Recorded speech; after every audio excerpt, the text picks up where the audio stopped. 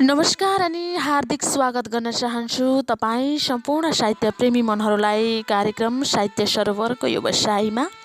आजको बसाइमा पनि म यहाँहरूले नै पछ्याउनुभएका मिठा मिठा गजल मुक्तकहरू लिएर यहाँहरूमाझ उपस्थित भइसकेकी छु। आजको बसाइमा भने मलाई पहिलो गजल प्राप्त भएको छ। लेखेर पठाउनु हुने मित्र हुनुहुन्छ आरती बुढाथोकीजी, कुम्मा गाउँपालिका वार्ड नम्बर 6 सल्यानबाट लेखेर पठाउनु भएको छ।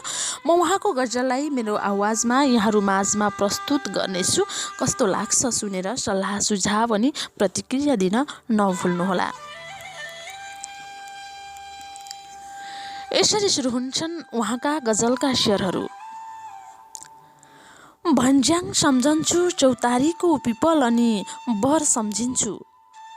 भन्ज्याङ सम्झिन्छु चौतारीको पिपल अनि बर सम्झिन्छु। परदेशिएको धेरै भयो कस्तो भयो होला गाउँघर सम्झिन्छु। फोन कलमा त सन्चै छु बाबु भन्नुहुन्छ आमा तपाईँ सधैँ।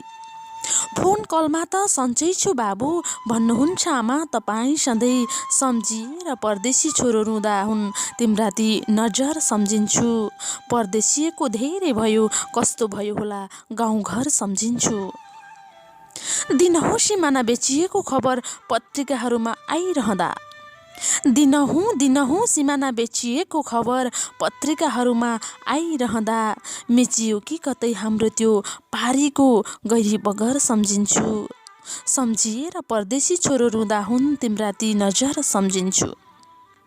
खाडीको चर्को घाममा बितिसकेका छन् कति वर्षहरू त। खाडीको चर्को घाममा बितिसकेका छन् कति वर्षहरू त। खै कसरी बित्ने हुन् अब बाँकी जिन्दगीका सफर सम्झिन्छु। मिचियो कि कतै हाम्रो त्यो पारीको गैरी बगर सम्झिन्छु। आफ्ना सपनाहरू त कहिल्यै पुरा गर्न सकिएन यहाँ।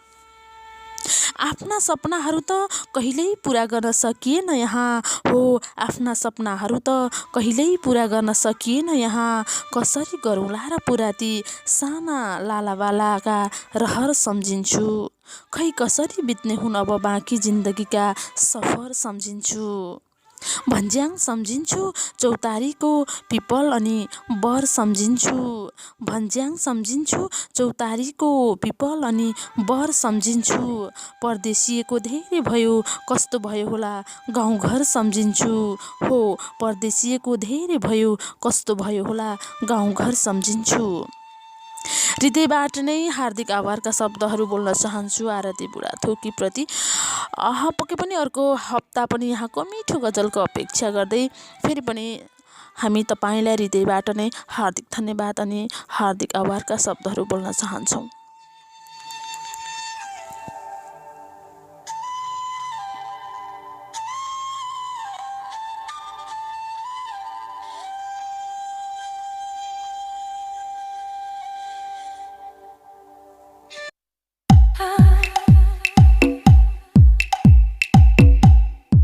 सूचना र मनोरञ्जनको साथी हाम्रो आवाज।